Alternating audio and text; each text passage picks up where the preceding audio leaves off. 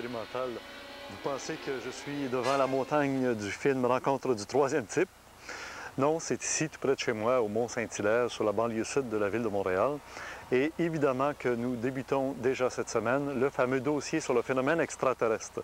Alors, pendant plusieurs semaines, nous allons entendre des témoignages, des gens simples, des gens d'ici, du Québec et même d'ailleurs, qui vont raconter leurs aventures avec le phénomène extraterrestre ou tout simplement le phénomène OVNI, l'objet volant non identifié, qui n'est pas nécessairement extraterrestre, qui peut être, comme vous le savez avec Richard Glenn, qui peuvent être intraterrestres aussi, ou carrément d'une science avancée, une science de pointe qui se trouverait être dans les domaines des secrets militaires.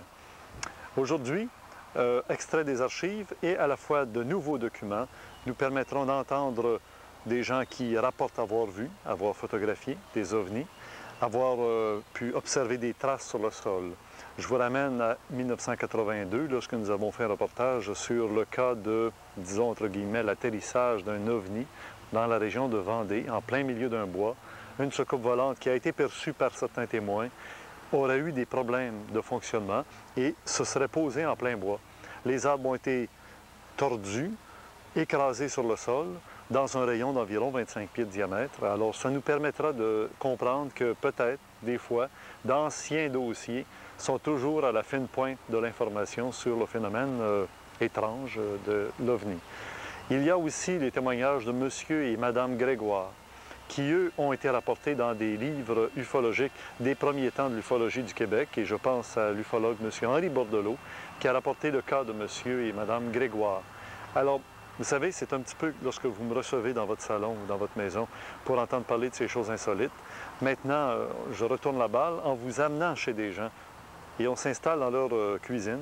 On écoute un petit peu ce qu'ils ont à nous dire de façon très simple. C'est un peu comme s'ils arrivaient chez vous, Monsieur et Madame Grégoire, qu'on regarde maintenant, nous témoigner. Puis c'est quand même assez long, le temps de prendre une bonne tasse de café ou de siroter une tisane. Écoutons leur témoignage. C'est simple, mais c'est comme ça que ça s'est passé et c'est comme ça que ça se passerait si vous rencontriez ces témoins d'un phénomène assez exceptionnel, puisqu'il s'agissait de presque plusieurs dizaines de soucoupes volantes qui ont été vues par ces témoins et corroborées par des policiers de la région de Vimy, dans les cantons de l'Est, dans la province de Québec. Et on se retrouve un peu plus tard dans cette émission, la première de cette série sur le phénomène étrange d'OVNI, objet volant non identifié. On reçoit Monsieur et Madame Grégoire.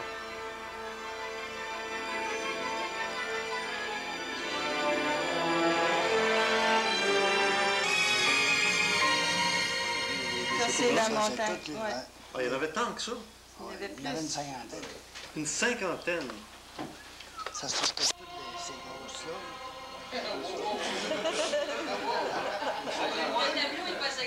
Le tableau est pas si grave. Le tableau est pas si grave, c'est tout. Ah oui. C'est un cas quasiment universel. Richard il t'a dit 50, mais... Ça, c'est ceux qui étaient à ras de nous autres. Mais il y en avait d'autres encore plus loin. Il y en avait une centaine. Les policiers nous ont dit après, là, bien sûr, après, que les montagnes en étaient pleines. Puis les montagnes, c'est les chaînes Appalaches. Il y en a des montagnes, là. Celle-là, ici, ça s'appelle la montagne des Bois-Frères. Je peux le faire. C'est en quelle année, ça? En 68, 22 septembre. Vous vous en souvenez comme si c'était hier? Comme si c'était hier, c'est ça. Il y a eu beaucoup d'autres témoins? Les enfants sont venus avec leurs amis. Ils étaient 7 ou 8. Sur le place. Et puis, il y a des jeunes qui s'en allaient à Sherbrooke. Puis, en passant à Black Lake, ils ont entendu ça, parler là, au restaurant. L'Étoile, pour ceux qui connaissent l'Étoile. Et puis, ils se sont rendus, eux autres aussi. Puis, il paraît qu'ils ont pris des photos, mais on les a pas vus.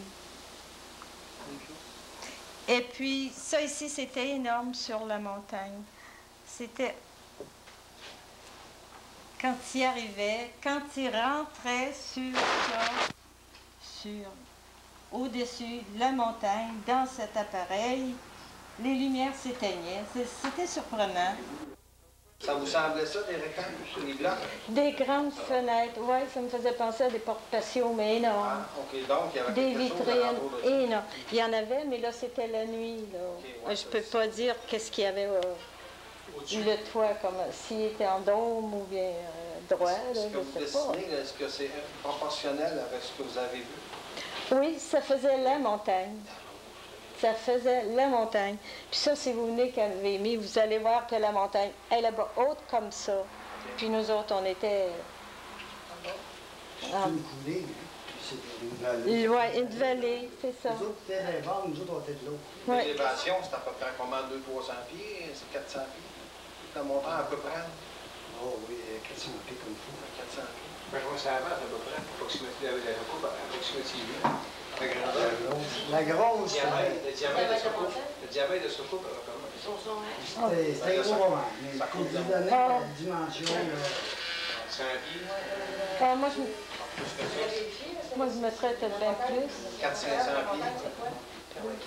Parce qu'une montagne, là, mais le dessus de ces montagnes, c'est des vieilles montagnes qui sont assez plats. Le dessus, il est plat. Hein? Et puis, cet appareil faisait la largeur de la montagne. Juste de montagne, il n'y a pas d'arbre. Ben non, il y en avait, il y en a partout. Il y a d'autres montagnes en arrière de ça. vous savez que les vaisseaux y étaient, c'était des champs. Ah, ok. Des champs pour Des clairières. Oui. Ouais. OK. Ils étaient atterris là. Nous autres, on dit la montagne de Saint-Julien parce que le village qu'il y a au loin dans...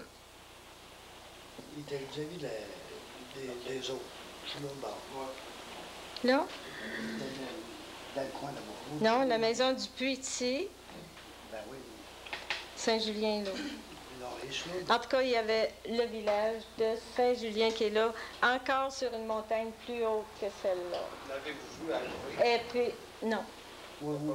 moi je ne l'ai pas vu. Oui, oui, je l'ai vu. Moi je ne l'ai pas vu Quand on l'a arrêter. vu en arrière de l'église, là, elle descendait. Elle était Oui. du côté de l'autre qu'il y avait là. Il y en avait deux. Non, je ne l'ai pas vu. Moi, j'ai vu une lumière bleue, Dans blanc, les deux, rouge. Il y en avait une atterrie. Elle, je ne l'avais pas vue atterrir, mais l'autre, on l'a vu descendre, elle était se placer au côté. Non, mais là, vous ne parlez pas du vaisseau mère, hein? Vous parlez des petites. On l'a pas vu atterrir. Du vaisseau mère, il y en Je avait sais un pas, plus lui, haut, elle était pas montagne. assez grosse. Il y en Hein? avait un autre plus loin. Qui s'en est atterrir au côté d'elle. Oh, c'est ça, que je- Tu sais, mettons, mais elle était là, puis l'autre est arrivée, puis elle s'est tendue, puis elle a atterri au côté. OK. Là, aussitôt qu'elle était atterrie, là, t'as vu sortir les Les petites, petites Il lumières. sortait. Ouais. c'est dans les lumières. Nous autres, ouais. Quand il sortait, ça s'illuminait. Ah, OK. Mais quand il rentrait, Oui. ça s'éteignait. Ça, c'était bien quand il rentrait. Ouais. C'était avant votre observation? Avant. Avant? 3 semaines avant. C'est pour ça que je dis, moi, que là, il devait le chercher. C'est pour ça qu'il faisait des, comme nous autres on appelle ça une battue, là. Puis le Qui trou faisait qu'il y des- avait, là, pas loin, vous avez vu, parce qu'il y avait le trou, vous êtes allé voir. Ah, ouais, ça, ça doit être une... De quoi vous parlez? Non, les Tibogus, C'est pas de collerine. c'est... Les autres, 2 semaines avant, ils les ont vus. Ils jouaient dans le cimetière, puis il y a une pierre. Puis ils voyaient toujours un homme assis là, avec un masque, là, puis un tuyau, comme un tuyau qu'il y avait à l'avant de lui. Puis les enfants, tout en jouant, tout bout de champ, ils le voyaient. Puis ils n'avaient peur. Il y a l'électricité. Ça, il y a 4 ou 5 jours qu'ils l'ont vu. Avant d'avertir les parents ils ne croyaient pas. Ils disaient, c'est quelqu'un qui leur fait peur. Mais c'était pas ça. Quand les parents ils ont décidé d'aller voir, ils l'ont vu, mais il a disparu tout de suite. Comment il a disparu? Il a descendu de là. Ils ne savent pas de quelle manière. Il s'est sauvé. Ouais. Ah, OK. Il disparaissait. Puis, Moi, je pensais, vous avez dit qu'il y avait un engin qui s'était monté au-dessus de cette tête-là. oui, qui a passé. Quand les parents étaient là, il arrivait un vaisseau qui a passé juste au-dessus d'eux autres. Mais Quand vous dites un vaisseau, ça ressemblait à quoi? là, je ne sais pas, moi, je ne l'ai pas vu. Mais c'était pas un hélicoptère? Non. Monsieur Bogus, moi, j'y ai parlé. Ah oui, puis? Puis le dernier soir qu'il a vu la soucoupe volante, mais apparemment, il prétend qu'il s'est allé chercher l'ail. Il avait atterri pas loin de ce gros roche-là, il avait descendu. Puis là, un moment donné, il l'a vu remonter, puis elle a décollé. Puis là, après ça, ils l'ont peu vu l'ail. Est-ce que vous avez fait une description de la soucoupe volante? Oui, du staron avec des lumières alentour, là. Quand il dit que c'est une soucoupe volante. OK. Il n'y a pas de doute. Puis la petite tête, la description qui La petite tête, c'était à peu près haut de même. Puis ça semblait comme... ça, on en voit des fois dans des livres sur les ovnis, là. Mais il semblait pas avoir de bras. Des bras longs. Ni de jambes. Il dit c'était assez difficile à... Puis il dit, il était là, ça roche, puis il dit, il virait juste la taille. Très tranquillement, puis il regardait. Il y avait un masque? Ben, sa femme, elle m'a pas dit qu'elle n'avait pas de masque, mais il était pas beau à voir, tu sais.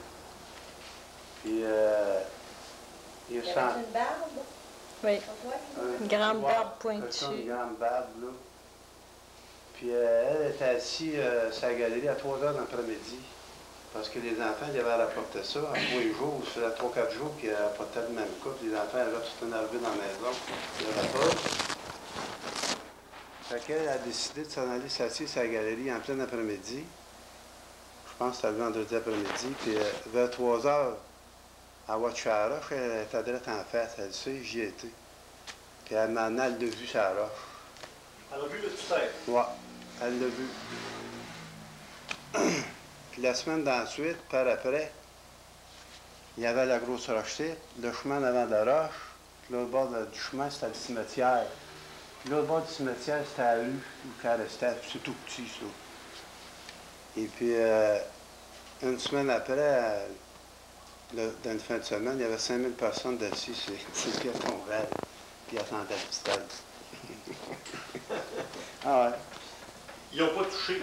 Ils n'ont jamais touché. Ah non, non, il n'était pas capable. La roche était quand même assez haute. Je vais monter dessus, puis ça devait avoir au moins un 60 pieds de haut, cette roche-là. Une grosse roche ronde. À quel endroit exactement c'était? Coleraine. Le cimetière de Coleraine, Ouais. dans le canton de l'Est. Ouais. Eux autres, c'est Black Lake. Le cas, c'était Vimy Ridge. Puis Coleraine, c'était à peu près 10-15 000. C'était 5000 5 000 de là, kilomètres. ouais. OK. Dans quelle année exactement? 68. Fin août 68. 68.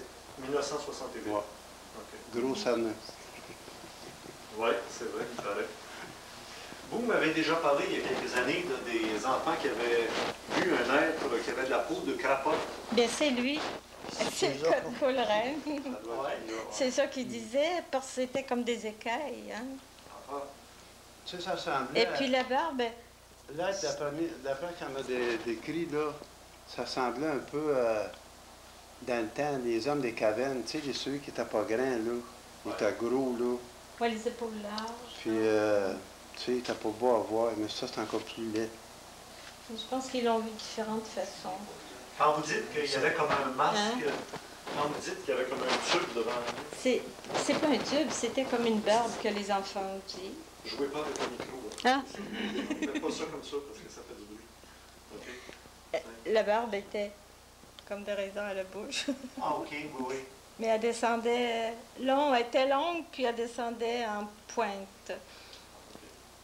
Et puis la peau, il y avait les épaules larges, puis la taille assez fine, puis les... Et puis... La peau de crapote, là, c'était juste... C'était des écailles. Ben, OK, c'est comme c'est si comme des écailles, comme ça, là. Les enfants disaient ça. Vous Les enfants disaient ça. avez entendu ça, ce témoignage-là? OK. La réaction de la police et des gens autour, ça a été quoi suite à ça? Là? Ça, Il y avait des sceptiques, puis Mais la police, des y gens croyait. ouverts. Oui. La police y Il y a croyait. eu des enquêtes, il y a des messieurs, une équipe de Montréal de tel laboratoire qui sont venus faire des recherches, puis ils ont trouvé une matière, un tissu ou un métaux qu'ils ne connaissaient pas à l'origine. Puis ça n'existait pas sur la Terre, ben, d'après les résultats. Après, Ouais, là, hein? Ouais. C'était comme un tissu épongeux, c'est pas comme une éponge. Là. Vous, quelle réaction vous avez eue? Réaction à ça, là, intérieurement, j'entends. Avez-vous fait des rêves après ça, étranges? Jamais. Jamais. J'ai Moi, jamais j'en ai fait de fait. rêve. J'en ai fait. J'en fais maintenant. Moi, je vois un film d'OVNI, puis je vois les voix de mon rêve. Oui. Mais on vous a pas tout dit sur sur le cas de VMI. Ah ouais, on veut le savoir. C'est celle-là surtout qui m'intéresse. Il y a juste un point de dessin. L'auto à Benoît est là. Il n'a pas parlé quand il a freiné, là, puis que la lumière... Puis ici, les montagnes, la chaîne de montagnes continue à la gauche, puis ça va jusqu'à, je sais pas, l'autre bord du village de Vémy. Et puis, ça se promenait partout, au-dessus des montagnes du village. Et puis ici, vient Benoît, il dit, je les appelle. Ça fait que moi, j'étais dans l'auto, on se préparait à partir. Il dit, je les appelle. Et, il pèse sur les freins, il actionne les freins. Puis aussitôt, moi, j'étais en arrière, j'attendais que les policiers reviennent. Et puis, j'ai dit, Benoît, une lumière rouge qui s'en vient. Mais elle s'en venait d'en haut. La lumière rouge descendait vite aussi, que j'ai pas paniqué, mais j'ai eu peur un peu. Je me disais, qu'est-ce qui va arriver après? Puis là, j'ai reculé jusqu'à la porte avant de l'auto. Et puis, l'auto qui arrivait, c'était les jeunes.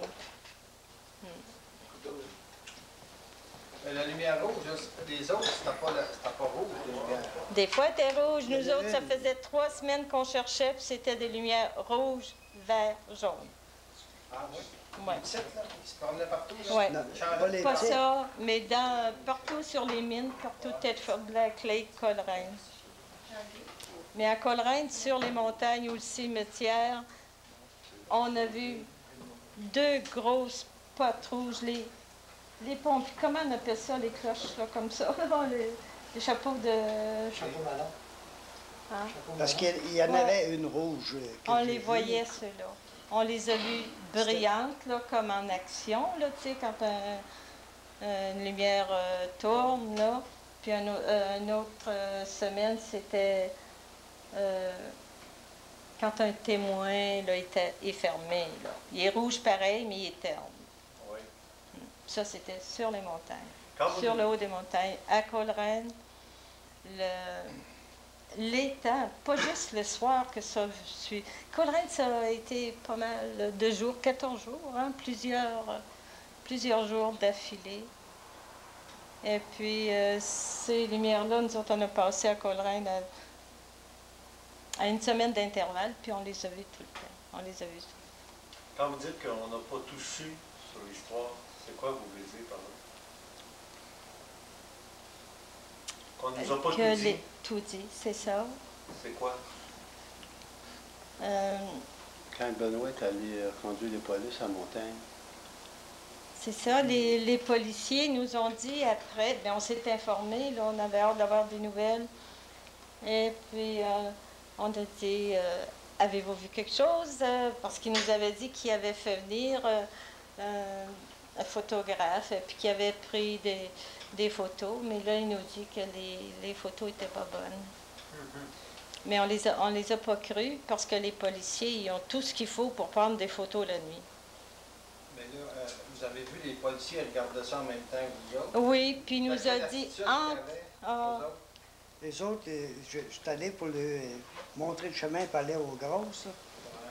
Puis on fait à peu près 50 pieds, peut-être 100 pieds. Là, ça descendait de même, c'était une coulée. Ils n'ont pas été plus loin que ça, ils ont resté là parce qu'ils n'avaient trop de chemin. Ils avaient trop. Ils ont eu peur un peu. Fait que là ils ont appelé au poste d'envoyer d'autres patrouilles par les autres chemins. OK. Puis ça là, il y avait 6-7 patrouilles. Oui, ils ont commencé par rire de Bloqué nous tous autres, les chemins. se moquer de nous autres. Ça fait que j'ai dit, passez-moi un autre policier, c'est pas des farces. c'est comme... J'ai dit, c'est des lumières, mais ils font comme un ratissage sur le terrain, puis sur les montagnes. Bien, il dit, madame, je vais vous en passer un autre. Il me passe un autre policier. Il dit, madame, j'envoie de la patrouille tout de suite. Ça fait qu'il essayait de me niaiser un peu. C'est sûr que c'est pas une affaire qui arrive à 3 jours. Suite à ça, est-ce que vous avez eu des visiteurs, des gens qui sont allés vous poser des questions? Oui, Claude beaucoup. Belot est venu, là, il y en a eu plusieurs. Jean Cazot, Claude Belot, vous autres? Est-ce que des autorités sont allées vous questionner aussi? Non. Là, vous parlez d'un ufologue, mais des policiers ne sont pas allés vous questionner? Non, ben Non. on les revoyait. Je les revoyais le soir. Il y avait M. Poulin, J'avais le fait de policier qui parle l'observation. sa cassette. Là, hein? Puis je les voyais le soir. Puis je parlais avec eux autres, puis ils me disaient, je t'envoie, tu me le diras. Puis les autres, pareil. Il n'avait pas le droit de parler. Les policiers n'avaient pas le droit de Il n'avait pas le droit de parler. Sur le journal, il nous dit, des importuns nous ont téléphoné la nuit pour nous dire qu'il y avait des lumières sur la montagne. Point. Et puis, on n'a pas aimé ça, mais il y avait M. Poulin qui était dans la police, là, c'est un monsieur de Black Lake. Et puis il dit à Benoît, il dit, quand on te verra d'autres, dis-moi-les, même si je suis en patrouille, je m'en viendrai, puis je m'habillerai en civil, puis j'irai. Il m'avait dit, il dit, appelle-nous. Je dis non, je n'appellerai plus la police. Ouais, Ça sert à rien. Je dis, on fait passer des niaiseux. Ben, il dit, appelle-moi comme citoyen. Il dit, si je suis en devoir, il est prêt à peine de me donner son numéro, tout. Il dit, appelle ma femme, puis si je suis en devoir, elle va m'appeler. Je tombe malade tout de suite, puis il dit, je vais aller te voir. Depuis ce temps-là, vous n'avez jamais revu? J'ai vu des lumières en Pendant l'air, 2 mais ans. pas comme j'avais vu ce soir-là. Oui. Je n'ai vu, parce qu'on courait ça, là, on cherchait les rangs, c'était là. Puis à un moment donné, on s'en allait sur le chemin, du coup, j'avais un tiroir avec moi. On s'en allait, du coup, je dis, m'en va, parce qu'on venait tranquillement. Je dis, m'en va nous tasser, il y en a un qui nous suit, là. Je dis, on va le laisser passer. Il n'a jamais passé. Aussitôt que j'ai arrêté, flou, ça a disparu, ça. Tu sais, c'est différentes affaires de même qui m'a... Ça arrivé une couple de fois. Moi, Une autre fois, on était à pied, puis on était sur le chemin de fer, puis c'était la même affaire. On le voyait en venir, puis le groupe, quand il s'est aperçu qu'on l'observait, il a viré de bord. Vous avez dit, avant qu'on en parle ici, là, que vous étiez rempli d'énergie. Oui, il y en a parlé. Contez-moi ça. Oui, moi j'étais assez faible. Je voyageais à Montréal chez un médecin. Et puis, là, on va à Vémé, on a soupé chez des amis. Puis après, on n'a pas dit qu'il y avait eu un gros orage après souper, à 8 heures. Ouais. Puis là, le temps est venu noir. Et puis, en tout cas, ce spectacle-là, on l'a vu jusqu'à 11h30, Ça, minuit. c'est arrivé après l'orage. Après l'orage. Ça a Oui. commencé vers quelle heure? À 8 heures, vers 8 heures, on s'en retournait chez nous. Là, on avait C'est en soupé. autour de Puis, 8h, 8h30. ouais. Ça a duré jusqu'à quelle heure? 6 heures le matin. Ah oui. Ouais. Moi, j'ai parti à 3h30, mais durant. Puis c'était pas fini. Puis Les les policiers policiers m'ont ont dit qu'ils ont passé parti à la 7h nuit. le matin, eux autres. Oui, Il y en avait encore. 6-7 heures, oui. Le lendemain, au téléphone, je téléphone mon poste, puis je lui demande s'il avait vu quelque chose qu'on n'avait pas rêvé sortait. Et il dit, madame, il dit, on a vu plus qu'on espérait, les montagnes en étaient pleines. Puis, 1 an ou 2 après, Benoît, il a toujours continué à surveiller avec ses lunettes d'approche, puis il s'est fait arrêter, par 2 policiers. Et puis, je précise qu'il y en a un jeune, puis un moyen âge, là. Et puis, il disait à Benoît qu'il n'avait pas le droit d'arrêter le long de la route, puis c'est la route de Vémy, pour surveiller. Il dit, qu'est-ce que tu fais ici? Bien, il dit, je surveille, je regarde les étoiles, je surveille. Là. Et puis, il n'a pas voulu le croire, puis il braquait la lumière dans son spot, là, dans la figure. Benoît a voulu le faire baisser, et puis il ne voulait pas. il l'a pas cru. C'est l'autre, le policier plus âgé, qui lui dit « Il a raison. » Il dit, c'est lui qui nous a appelés quand on a... Il dit « On a enquêté 1 mois, puis il dit « On a un dossier, je te montrerai ça. » Mais nous autres, on l'a jamais vu.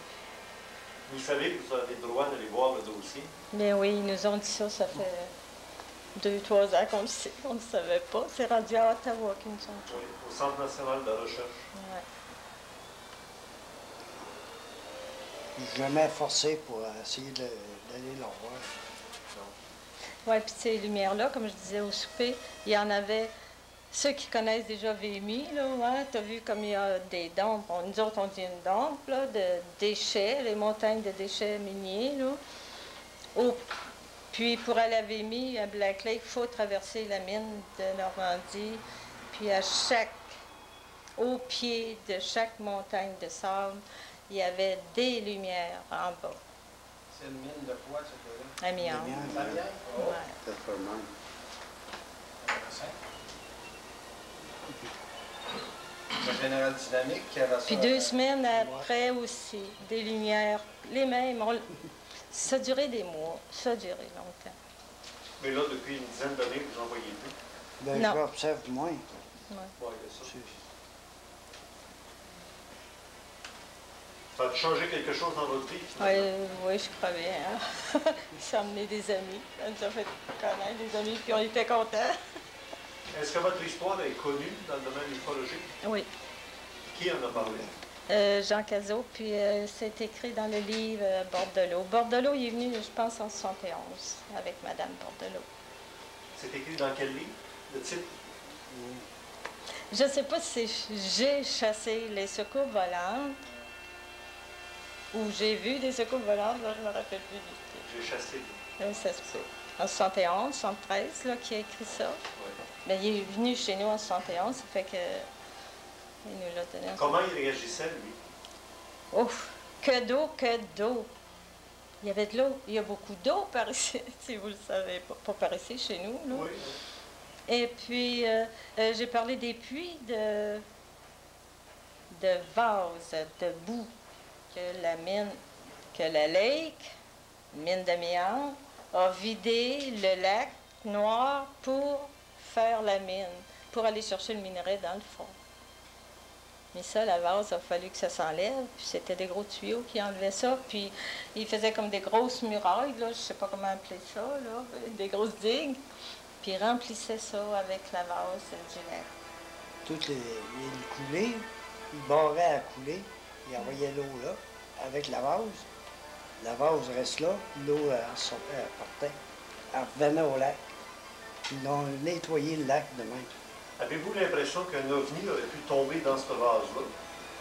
Oui, parce que des accidents d'ovnis, ça arrive. Ça arrive. Moi, j'ai vu ça. Ça fait quelques fois. Il y en a une qui est tombée à la guerre du Golfe, hein, où c'était, quoi? En Irak. En Irak. Mais il n'aurait pas craché dans le vallée. Hein? Il n'aurait pas craché dans le vallée. Parce qu'ils ont des pannes. C'est drôle, hein? Non, ben, ils passaient au... Moi, je ne croyais pas. Les pannes de moteur. Ben, ils n'ont pas de moteur, mais d'appareil. Ben, y a-t-il un cratère dans ce bout-là? Il y a quelqu'un qui m'a parlé d'un cratère, c'est-tu là? Bien, les mines, les pits, c'est des cratères. Comme un cratère Mais c'est pas. Non, C'est pas volcanique. C'est pas volcanique. c'est pas ça. C'est... Ce qu'il veut parler, ça doit C'est être les le- puits. Non, le trou qu'il y avait C'est nous qui s'est fait. Ah, à Au lac, Coleraine, au lac Canard. le canard.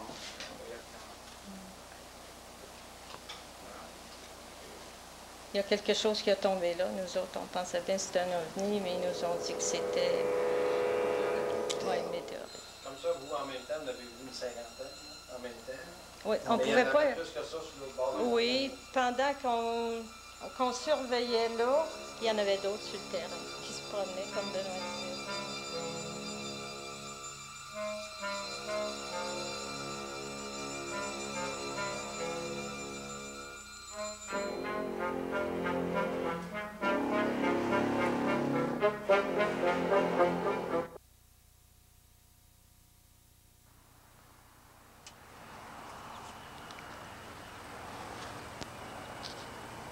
Voici les livres de M. Henri Bordelot dont viennent de nous parler M. et Mme Grégoire.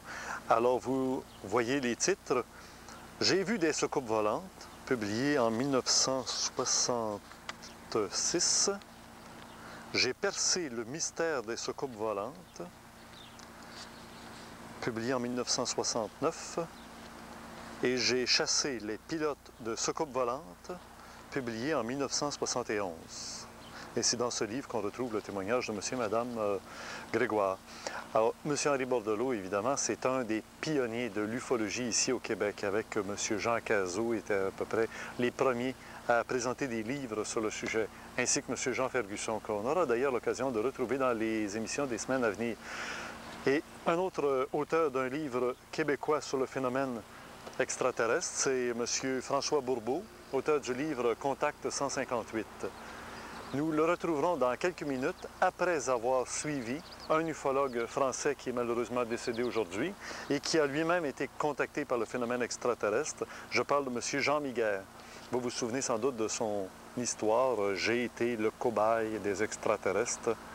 Il l'a suivi par un dossier scientifique. Le cobaye des extraterrestres face aux scientifiques. Alors donc, maintenant, avec M. Jean Miguer, nous allons nous rendre dans la région de Vendée, dans les Laurentides, très au nord dans les Laurentides d'ailleurs, où, semble-t-il, il y aurait eu un atterrissage de soucoupes volantes. C'est ce que nous avons appris par M. Nantel et nous nous sommes rendus là-bas. Et nous avons vu ce que vous allez voir dans quelques instants. Mais après, M. François Bourbeau, ufologue du Québec, président de la Centrale de compilation ufologique du Québec, a fait une étude plus exhaustive sur ce que vous allez observer avec nous. Mais en nous rendant là-bas, dans l'automobile, c'était fort intéressant d'entendre les propos de M. Jean Miguer, qui a enquêté sur plusieurs cas de contact avec le phénomène extraterrestre en Europe. Alors je pense qu'avant de se rendre sur le terrain de l'atterrissage de l'OVNI, écoutons quelques instants cette communication, cette conversation que j'avais dans mon automobile avec M. Jean Miguer. Évidemment, tout ça remonte à une époque, je pense que c'est en 1982, alors il faut nous excuser quant à la qualité du document que vous allez voir maintenant. Sur le plan technique, c'était à la fine pointe il y a de ça 15 ans.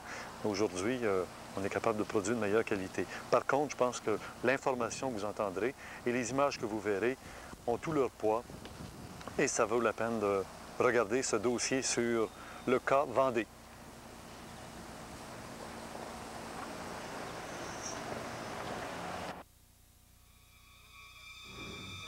Pas spécialement souvent.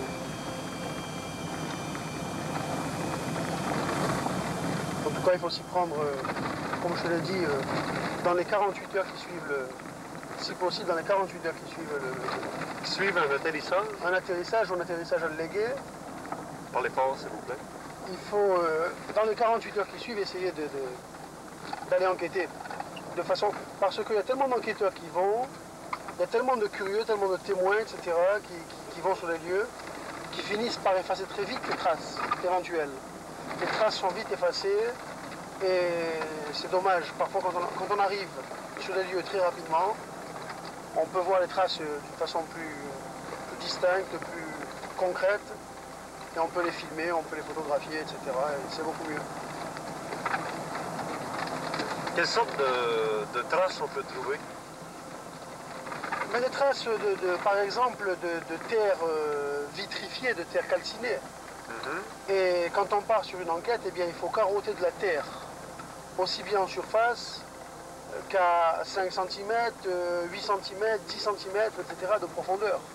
Mettre sur un tube de verre, mettre dans un tube de verre, mettre la terre.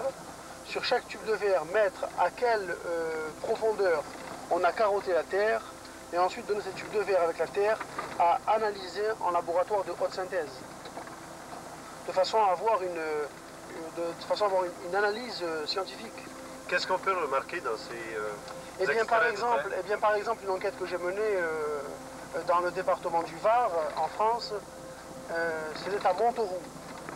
À Montauroux, où il y avait eu une tentative d'atterrissage dans un lieu donné et dans une clairière, et il y avait des arbres donc autour. Les arbres étaient vrillés dans un sens, d'un côté, et vrillé dans l'autre, de l'autre côté, mais comme des bâtons de guimauve, vraiment comme du chewing-gum, c'était vrillé. Aucun arbre n'était cassé, c'était seulement vrillé. Chose très étrange. Et donc là, il y avait aussi des rochers qui avaient comme explosé, des pierres un peu partout. On a ramassé ces pierres, on les avait analysées, et l'analyse a donné le résultat suivant. Il fallait quelque chose comme 2000 degrés pour faire exploser ces rochers, pour calciner ces pierres. Quelque chose comme 2000 degrés. Donc, rien, aucun engin terrestre était capable d'apporter à cet endroit précis 2000 degrés. 2000 degrés, c'est ce que nous avons, 2000-2500 degrés, c'est ce que nous avons en, comment dirais-je, en four solaire. Donc il n'y avait pas un four solaire à l'endroit, premièrement. Oui.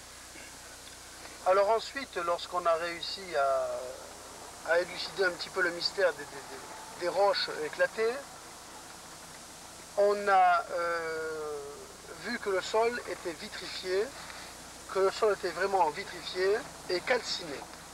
Alors il fallait savoir si le sol était vitrifié seulement en surface ou s'il était vitrifié également en profondeur. Alors là, bien sûr, on prend des tubes de verre, on prend de la terre en surface, on met dans un tube, on prend de la terre à 2 ou 3 cm de profondeur, on met dans un autre tube, de la terre également à 5, 6 cm de profondeur, etc. Et je me souviens avoir été jusqu'à 13 cm de profondeur. Or, l'analyse scientifique a déterminé que à 13 cm de profondeur, la terre était aussi calcinée, aussi vitrifiée qu'en surface. Ce qui veut dire que, en faisant des recherches, on s'aperçoit que pour calciner la terre à 13 cm de profondeur, comme elle l'était à cet endroit précis, il aurait fallu un réacteur atomique de plusieurs mégawatts pour réussir à calciner. Or, je ne vois pas quel est le petit plaisantin qui se baladerait avec un réacteur atomique sur le dos pour calciner la terre à 13 cm de profondeur. Donc on peut dire qu'à cet endroit précis, il y a eu quelque chose d'anormal, quelque chose qui n'est pas quelque chose de terrestre, et partant de là, par définition, ce n'est pas terrestre, c'est extraterrestre. On dit des fois que la terre qui a été calcinée par le soucoupe volante, justement, elle n'absorbe plus l'eau après. Exact, elle n'absorbe plus l'eau parce qu'elle est devenue vitrifiée. Et que veut dire vitrifiée? Veut dire imperméable. Alors à partir du moment où la terre a été vitrifiée, qu'elle est devenue imperméable, il est bien certain qu'elle ne peut plus absorber de l'eau, ni quoi que ce soit. C'est ça. C'est certain. Vous parliez tantôt des arbres là, qui étaient comme vrillés, oui. Vrillés, là. Oui. Oui. Mais alors vraiment comme des bâtons de guimauve, comme du chewing-gum, complètement vrillés. Or, il n'y a absolument rien qui puisse faire ça. Car en fait, si on prend un arbre sec, on prend un arbre et qu'on tente de le tordre, il va casser. C'est ça. Il ne va pas vriller. Mais d'où vient le fait qu'il soit vrillé? Eh bien, c'est très facile à expliquer, en ce sens que nous avons fait également des relevés de teneur magnétique, et en mesure proportionnelle, sur un terrain qui mesure entre 5 à 7 gosses mesure magnétique, nous sommes aperçus en mesure proportionnelle qu'il y avait là quelque chose comme 2 à 3 millions de gosses. Ce qui veut dire que... Mais ça, c'est très tôt après Très tôt, oui. Parce que quelques temps après... Bien sûr, ça va en s'atténuant. Il est bien évident qu'aucun engin terrestre ne peut provoquer une telle variation de champ magnétique sur Terre. C'est absolument impossible. Et ces arbres vrillés dans un sens et dans l'autre, on peut les expliquer lorsqu'on part du principe que nous savons fort bien que l'énergie qui sert à déplacer les soucoupes volantes est une énergie électromagnétique. Il est bien évident que la soucoupe, en atterrissant, tourne dans un sens. Et lorsqu'elle décolle, elle tourne en sens inverse. Ce qui veut dire que dans une clairière, lorsque la soucoupe descend dans la clairière, elle tourne dans un sens pour l'atterrissage. Elle tourne, par exemple, vers le pôle positif. Bon. Ou négatif, peu importe, vers un pôle. Elle tourne. Elle tourne dans un sens. Donc elle va vriller les arbres dans le sens, maintenant qu'elle tourne à droite, elle tourne les arbres donc vers la droite. Et lorsqu'elle redécolle, elle va tourner ces mêmes arbres, puisqu'elle tourne sur le pôle positif, de l'autre côté, elle va donc vriller les arbres dans l'autre sens. Ce qui fait que les arbres vrillent d'un côté et vrillent de l'autre, mais ça fait comme si c'était un bâton de chewing-gum là, qui était complètement vrillé, sans avoir cassé. Aucune branche d'arbre n'était cassée. Elle était seulement vrillée. Quand vous dites la soucoupe tourne dans un sens ou dans l'autre, est-ce que c'est vraiment la soucoupe ou est-ce que c'est plutôt le champ électromagnétique? C'est le champ électromagnétique qui tourne, d'une part. D'autre part, l'appareil lui-même, oui, mais d'autre part, il y a encore à discuter là-dessus parce que, quant à moi, ce que j'ai pu observer comme soucoupe, je peux affirmer qu'autour de la soucoupe tourne un anneau. Il y a un anneau qui tourne autour du centre de l'engin. Un peu, on pourrait représenter un peu la soucoupe comme la planète Saturne, avec son anneau autour. Bon. Il y a donc un anneau qui tourne autour et qui émet un champ vibratoire, qui émet un champ magnétique d'amplitude négative ou positive. Mais en tous les cas, que ce soit provoqué par l'anneau qui tourne autour, ou soit provoqué par le champ magnétique qui entoure l'engin, ce champ tourne dans un sens ou dans l'autre, suivant si l'engin atterrit ou si l'engin décolle. On s'en va justement sur un site d'atterrissage. Quels seraient les conseils que vous pourriez nous donner avant d'arriver sur les lieux? D'abord, on va voir des témoins qui ont vu la soucoupe volante à plusieurs reprises. Et on va voir un site qui est assez spécial, puisqu'on a vu déjà quelques photographies qui nous permettent de nous rendre compte que vraiment, là, il y a eu une manifestation assez étonnante. Quels seraient des conseils au départ? Eh bien, avant d'arriver sur les lieux, si je puis dire, oui, il aurait fallu d'abord, sur une carte, étudier absolument et de façon parfaite la topographie des lieux. Savoir ces lieux, de quelle façon ils se situent, savoir où se trouvent les 4 points cardinaux par rapport au lieu dit. Il faut également, en faisant toujours la topographie, savoir s'il y a autour de ces lieux un transformateur d'énergie électrique, de gros transformateurs électriques, et j'en vois déjà un ici. C'est déjà très intéressant, parce que je vois ici un transformateur électrique. C'est déjà là un point très intéressant pour moi, pour mon enquête. Ensuite, il y a pas mal de points d'eau par là, puisque nous avons vu des lacs par là, donc il y a pas mal de points d'eau. C'est très intéressant également pour l'étude topographique des lieux. Y a-t-il aussi la question des fameuses failles souterraines? Même s'il n'y a pas de failles souterraines, s'il n'y a pas de failles sismiques ici, je ne sais pas, je n'ai pas étudié la topographie des lieux. Non. Justement pour ça, je mais la question de la faille, c'est quand même intéressant. Bien sûr, c'est très intéressant. Pour quelle raison? Eh bien, tout simplement parce que lorsque la soucoupe volante... Bon, on parlait des points d'eau. Voilà, lorsque la soucoupe volante arrive dans l'espace atmosphérique terrien, terrestre, elle ne peut plus puiser son énergie dans l'énergie cosmique. Et ne pouvant plus puiser dans l'énergie cosmique, il est bien évident qu'elle puise dans l'énergie tellurique.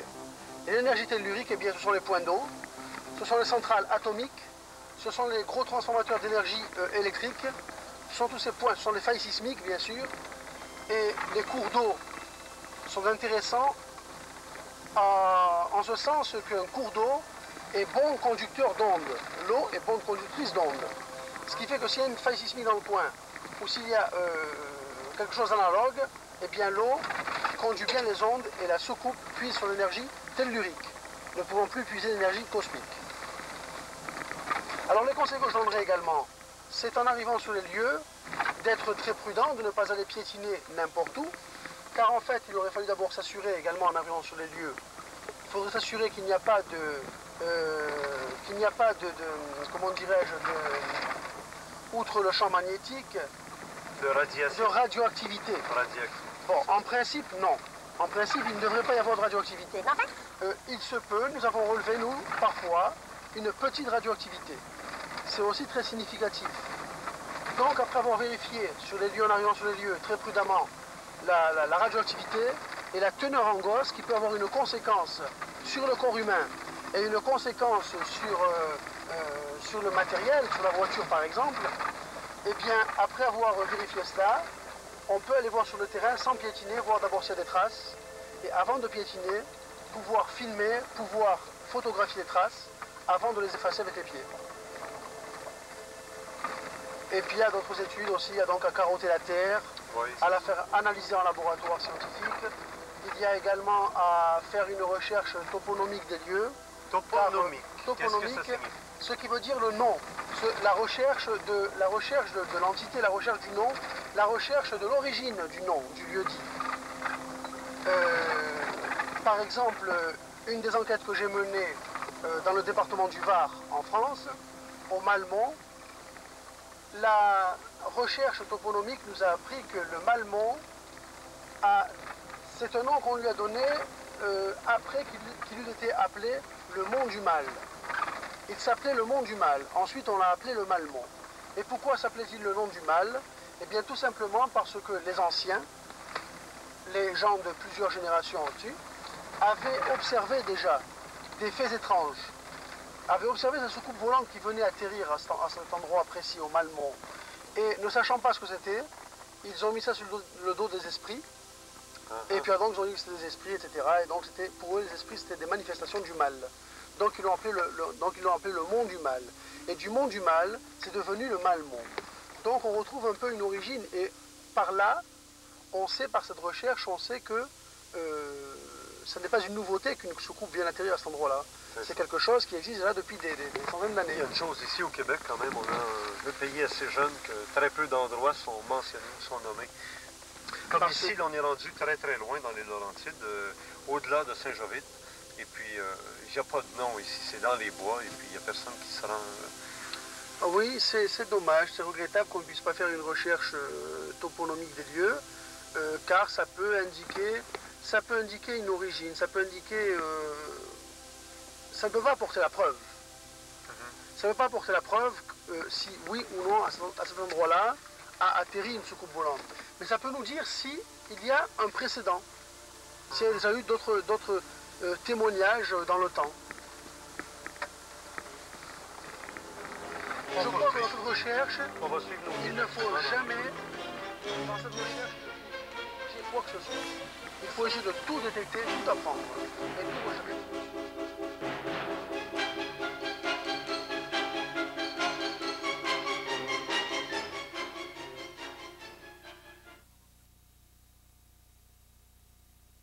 La dernière est venue direct sur ma lanterne de TV. Ces deux étranges qui ont passé, là. Puis vous avez un météore sur votre lanterne. Puis quoi, il a sorti, puis il est rendu au-dessus de la montagne. Il y a une mine ici, là. Puis je sais pas si c'est ça qui les attire, mais c'est toujours là. Est-ce que vous pouvez nous définir la forme? Est-ce que c'est d'abord, est-ce que c'est à basse altitude ou très haut dans le ciel? Ah non, elle était basse. Elle s'en allait peut-être à une coupelle de 100 pieds, au-dessus de la montagne, 200-300 pieds. Oui, oui. Puis là, elle ne bougeait plus. Oui. Mais elle avait une queue, par exemple.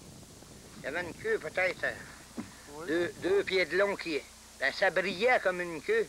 Oui. Je ne sais pas si ça en était une. Quelle forme avait-elle? Ah, pas mal... allongée ou ronde? Assez rond. Assez rond, oui. Oui. Est-ce qu'elle avait de l'air toute brillante ou comme métallique? Noire? La queue, elle brillait bien fort, puis elle était sur le fond. Ah, OK. Celle-là, elle tirait sur le fond. On en a vu plusieurs rouge-rose, là. Ça, c'est un rouge. Avez-vous eu l'occasion de voir des hommes dedans? Non. Du monde, là, avec ça? Jamais? On l'a jamais vu assez proche pour voir dedans. Puis dans le... Mais oui. Oui. Celle que vous avez vue dans le bois? Dans le bois, je ne l'ai pas vu. C'est n'est qu'un rond d'arbre abattu, que je calcule que c'en est une qui m'a abattu ça. Qui a abattu ça?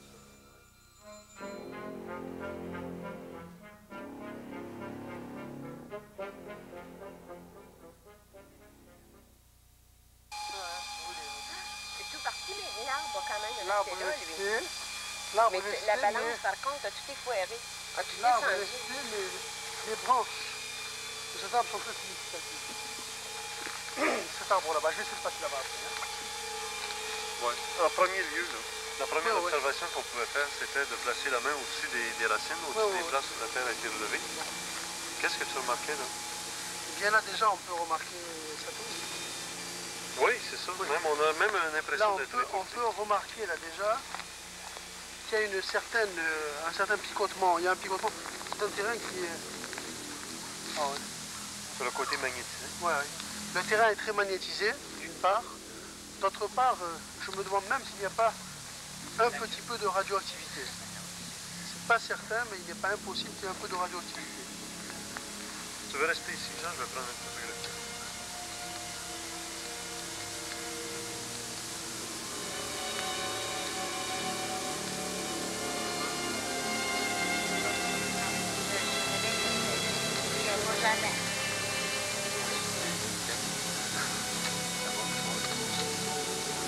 Parfait.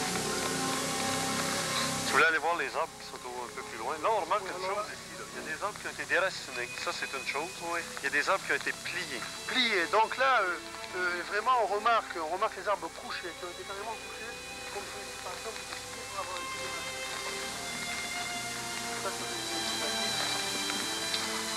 Ce sont tous des conifères. Bien évidemment, les conifères sont restés verts pour le moment. C'est intéressant aussi cet arbre-là. Cet arbre-là, que j'aurais aimé voir de plus près, mais ça ne va pas être possible. Donc, c'est une grande chose. Les branches sur le dessus ici sont toutes séchées. Les branches qui sont sur le dessus sont séchées, alors que les branches d'en dessous sont encore restées un peu plus vertes. Puis on dirait que les branches là-bas de cet arbre, c'est bois de...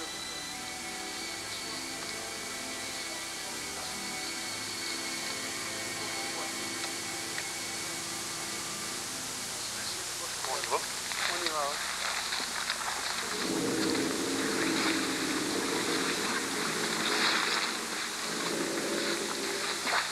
Effectivement, même ici. Là. Alors, je pense avec la caméra, si vous voulez voir ici, là, que les branches qui ont été vrillées une dans l'autre, on n'a qu'à regarder juste ce petit bout-là. Ce sont des branches qui sont tordues une dans l'autre, comme ça. Et ça se continue. Ils sont vrillés, oui. Ça se continue comme ça. Je vais prendre la photo de ça tout de suite.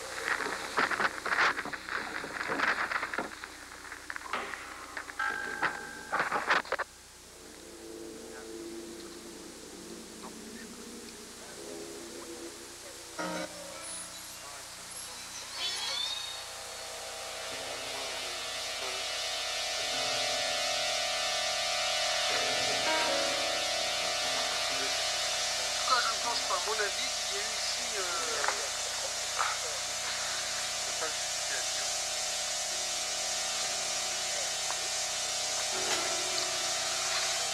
Attention, on monte pas. Ouais. En route, peut-être, oui. Ça va faire la même chose ici. Hein? Je pense qu'avec la caméra, on va voir que même ici, les arbres sont très bien plantés dans la terre, sont aussi pliés, tordus. Le dessus des branches, encore une fois, est comme calciné, alors que le dessous est encore vert. Oh, ne me prends pas en train de toucher, hein. Non. On voit tout ça ici. Là.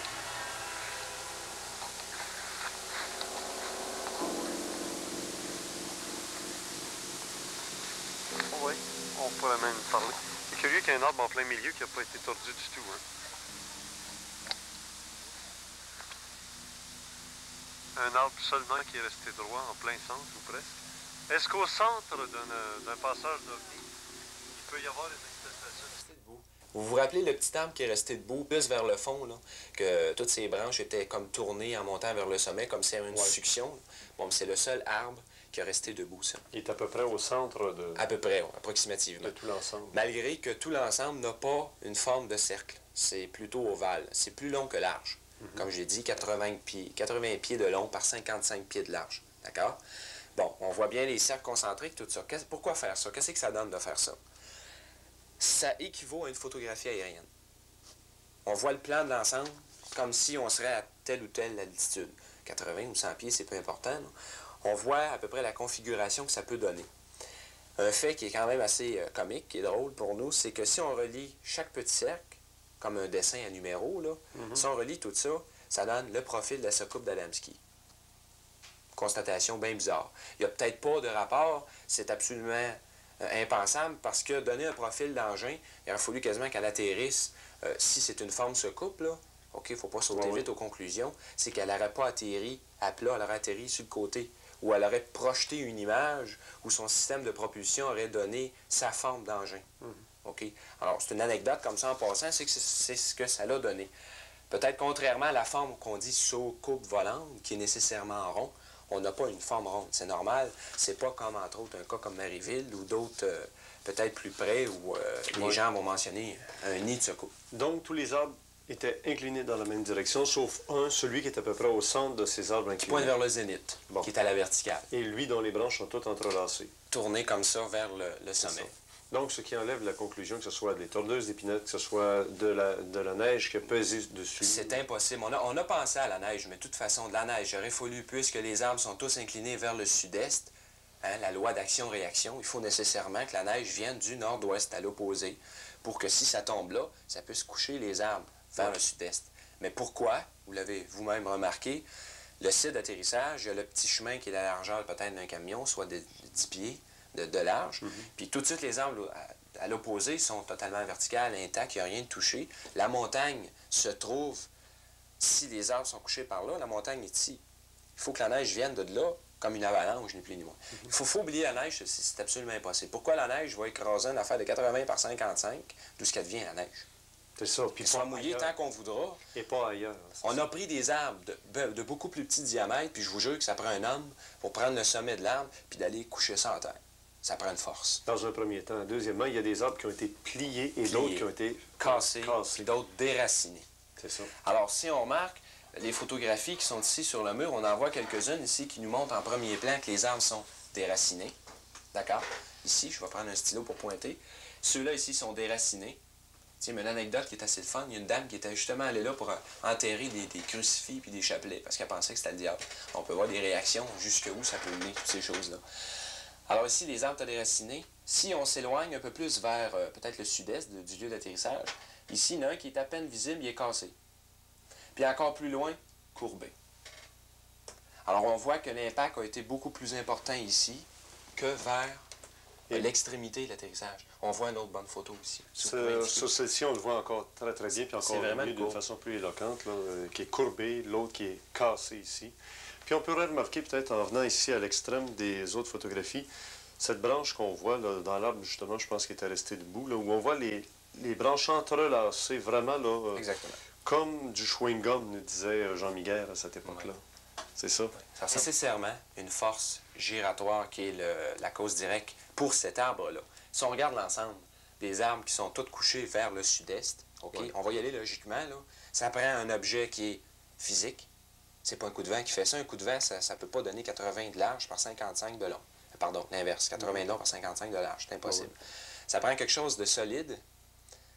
Les formes sont nécessairement arrondies, puisque c'est un ovale. Même si ça sera un avion va casser quelque chose, il restera toujours que l'avion va être à terre, au sol. Puis le témoin, il n'y a pas rien remarqué d'anormal, puis encore moins les morceaux d'avion. Bon. Et puis, en plus de ça, l'anecdote à retenir dans tout ça, c'est que ça prend nécessairement quelque chose qui vient d'en haut. Ça ne vient pas de la terre, c'est bien garanti. Il y a un petit chemin qui est tout petit. Alors, la grosseur... Voilà pour l'émission d'aujourd'hui. Et je vous répète,